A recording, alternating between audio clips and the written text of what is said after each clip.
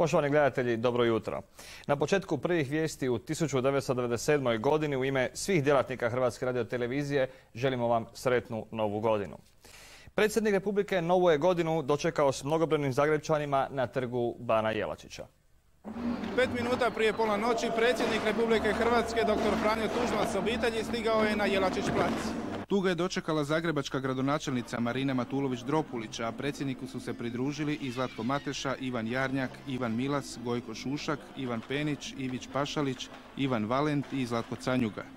Toplo pozdravljen od okupljenih sugrađana, dr. Tuđman je zajedno s njima ispratio staru i dočekao novu godinu.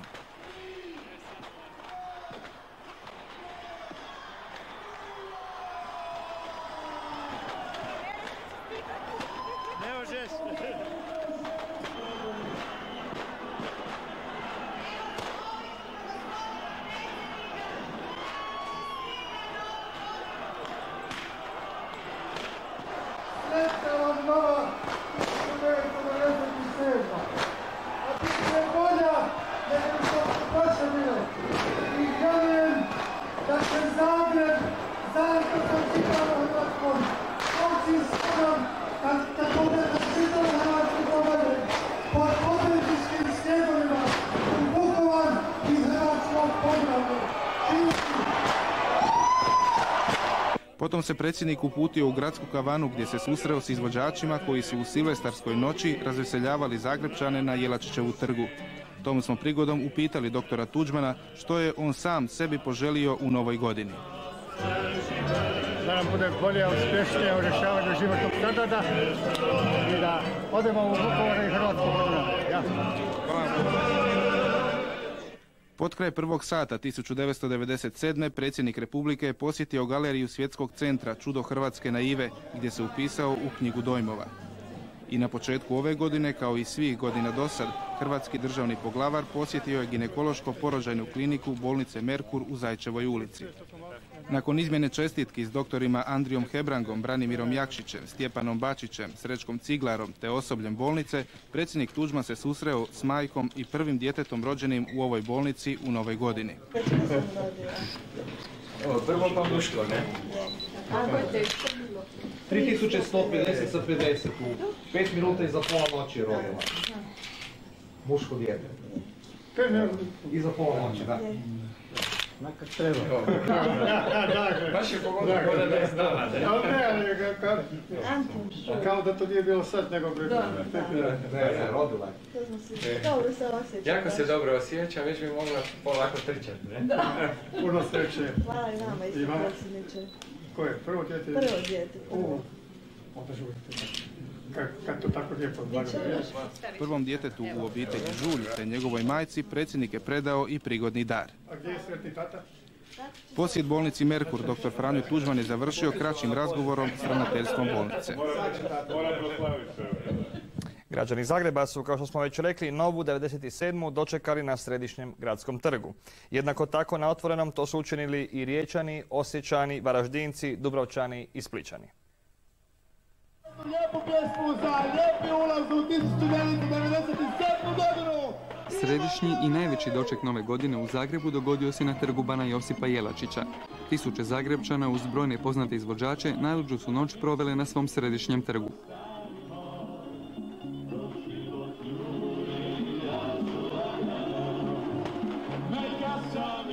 S plesom, pjesmom, šampanjcem i petardama te s najboljim željama ušlo se u 1997.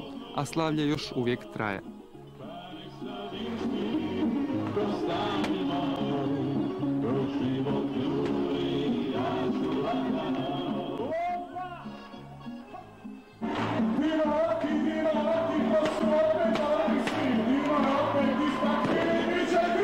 Najluđu noć u godini Riječani i Opatici su dočekali na Otvorenom, još veselije nego prošle godine, sudeći po ozračju koje tamo vlada.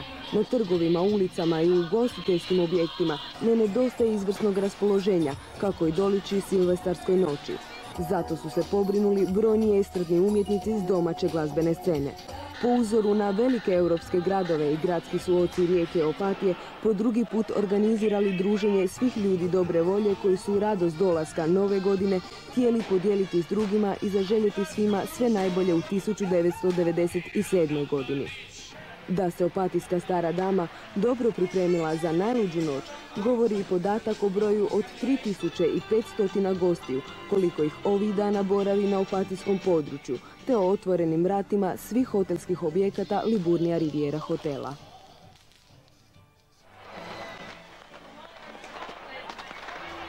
Ispraćaj stare i doček nove godine mnogobrojni su Osječani doživjeli na otvorenom. Uz vatromet i glazbu starih panjeva 1996. je prepustila mjesto znakovite nasljednici. Najljepšim željama pridružio se i osječko-baranjski župan Branimir Glavaš, dok je na sličnom domjenku u Drevnoj tvrđi na trgu Svetog Trojstva isto učinio gradonačelnik dr. Zlatko Kramarić. Uz pjesmu i veselje koje još uvijek traje, stigla je tako 1997. godina. Godina mira, nade i konačnog povratka u vlastitu budućnost. I ove godine, točno u ponoć, pucnjeni iz startnog pištolja, započela je tradicionalna varaždinska novogodišnja utrka. 19. po redu, prvi sportski događaj u godini, u gradu Baroka okupio je 150 trkača iz Hrvatske, Slovenije i Mađarske, da bi u što kraćem vremenu prošli stazu dugu 6000 metara i tako simbolično utrčali u novu 1997. godinu. Ove godine bez ledene kiše atletičarima je bilo mnogo lakše, no ovaj put veći im je neprijatelj bila temperatura od -13 Celzijevih stupnjeva. S rezultatom 19 minuta i 10 sekundi prvi je u cilj ušao Dalibor Baglač, član Moslavine iz Kutine, ispred Ivana Čelića iz 5. gardijske brigade Sokolovi Vinkovci i trećeplasiranog Josipa Lackovića, Croatia Poljana. Doček nove godine na otvorenom u Dubrovniku pred crkvom Svetoga Vlaha i Orlandom nadmašuje sva očekivanja.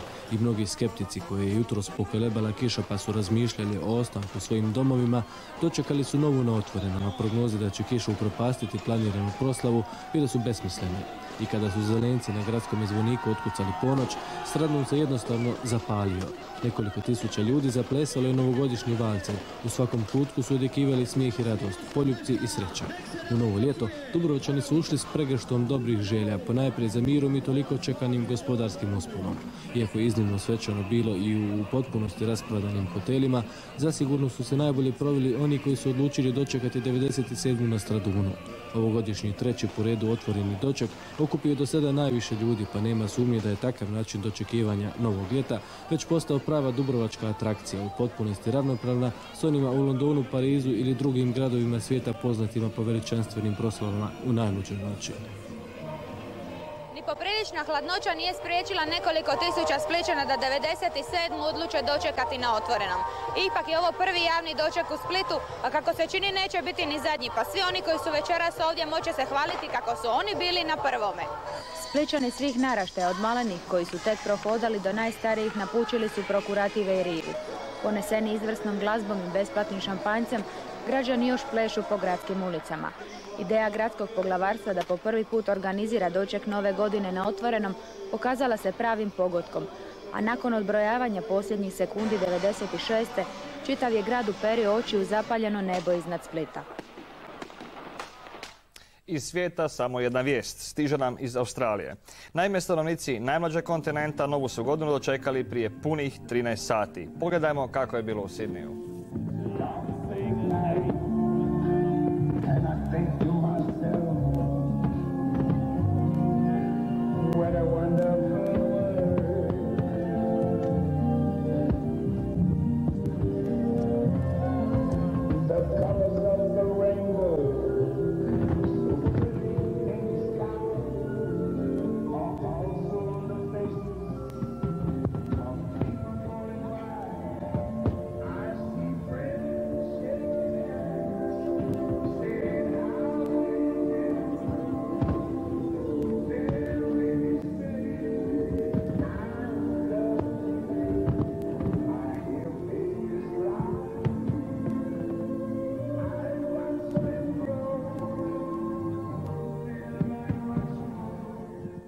I na kraju vrijeme danas 1. siječnja 1997.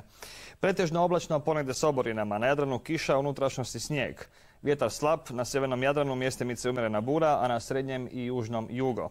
Najviša temperatura zraka bit će između -13 i -7, a na Jadranu od 5 na sjevernom do 14 stupnjeva na južnom dijelu. Bile su ovo vijesti, hvala i doviđenja.